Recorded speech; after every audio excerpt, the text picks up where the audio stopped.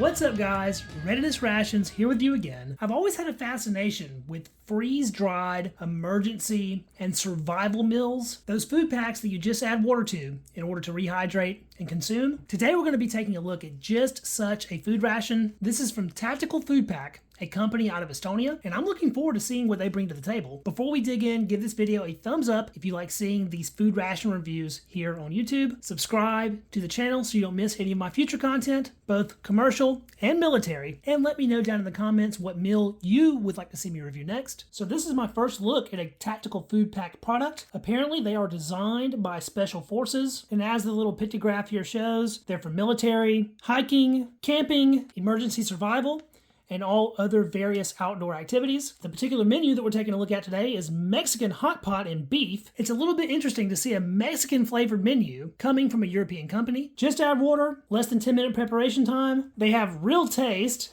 and they're 100% natural. This full food pack is one portion that provides 508 kcals, 20 grams of fat, 57 grams of carbs, a substantial almost 9 grams of fiber, and right at 19 grams of protein. That's pretty respectable macros for a single meal. Since these tactical food packs contain a freeze-dried entree, they are lightweight and easy to port. They're really quite similar to a Mountain House meal from here in the United States. Speaking of Mountain House, I have two examples of their products here, a newer chicken and dumplings, and an older chicken teriyaki. Again, our tactical food pack was 508 kcals. This Mountain House Adventure Meal is 600 calories, but has nearly double the protein. I also have a European competitor here. This is a real filled meal from Drytech. These are used in Norwegian military rations. Pasta with tomato sauce, and this entire package only provides 420 calories, but a whopping 27 grams of protein. And then I also have this Peak Refuel Meal Chicken Coconut Curry. To be fair, this Made in America meal pack is quite a bit larger than any of the other ones we just looked at, but this entire pouch has 850 calories with a massive 44 grams of protein. I think that puts our 500 calorie meal from Tactical Food Pack right in line with the others. Maybe it's just a little light in the protein department. Tactical Food Pack products have been developed and approved by military and outdoor experts to meet the highest demands of true outdoor food. Every one of the delicious recipes has been created with as much variety as possible, all 100% natural, and each with a home-cooked taste that is easy to prepare. TF products are perfect for everyday hikers, sailors, mountaineers, professional extreme athletes, military units, and anyone who enjoys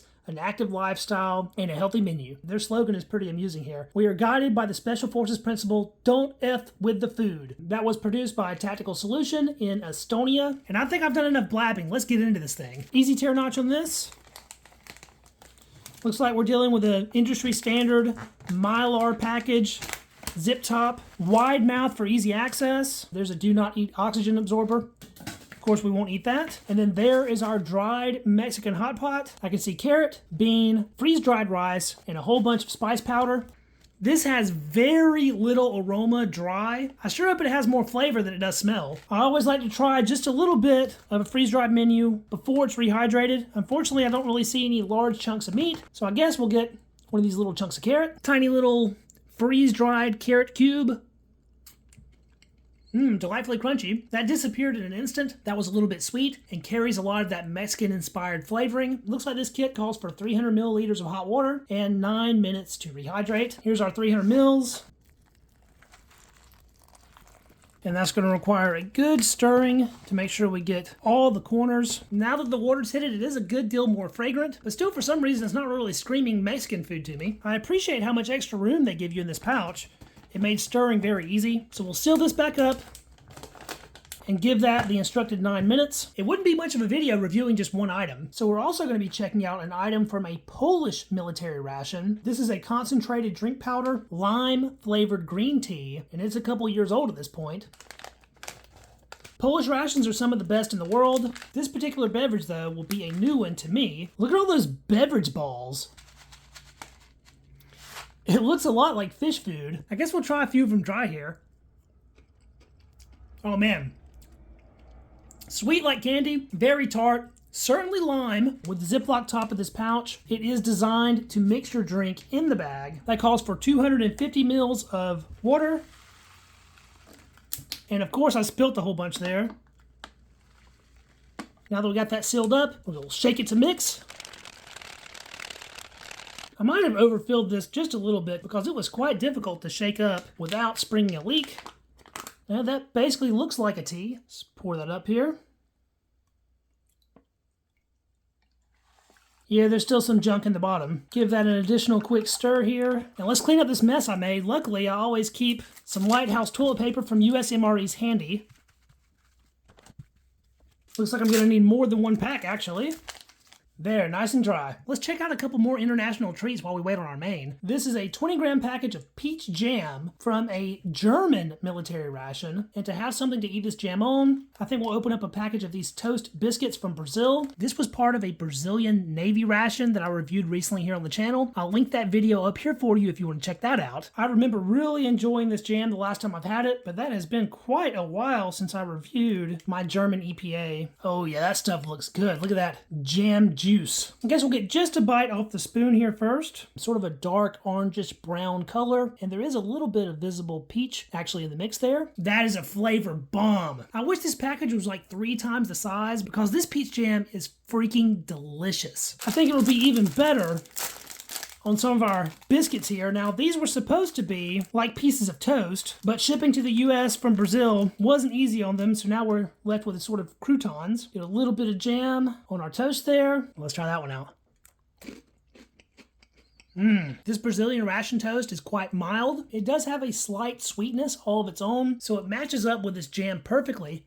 But even though this has only been in my inventory for a couple of months, it already seems to be going just a little bit stale. I think our entree here has had enough time to rehydrate. It has absorbed all of that water and has really thickened up in there. To make things a little easier to see, I'm going to pour this into a section of a Dutch mess kit. Portion size is pretty respectable. It is really mushy looking though. As far as what I can see in here, we got a whole bunch of rice, our carrot bits that we tried earlier. There are some beans in here, but they're mostly in the form of bean husks. I suppose they're broken down to form part of the mush. There's more of a whole one there. That looks like a kidney bean to me. We have some flakes of onion, and then I'm seeing some red chili here and there, and that really about does it. This is supposed to have beef, but if it's in there, I can't pick out a single piece. Let's get a spoonful here. It doesn't look the most appetizing. The smell, however, has improved, although it's still not super fragrant. Taste test time.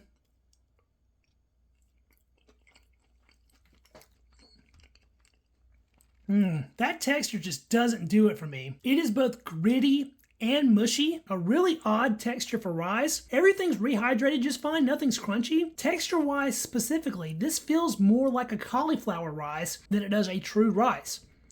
It is very mildly spiced, definitely not what you would expect from something that was supposed to be Mexican inspired. It has some of those garlicky, oniony, chili powder type flavors, but it's all very muted and turned down. I think I would even describe that as slightly bland.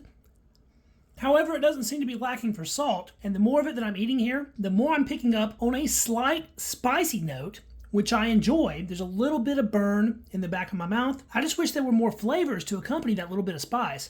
The rice is gritty and mushy, but there is one redeeming texture in this, and that is those carrots. They've rehydrated really nice and have a lovely little crunch. I guess it's time for our Polish lime tea drink. Cheers. Exactly as you would expect. A citrusy, sweet tea beverage.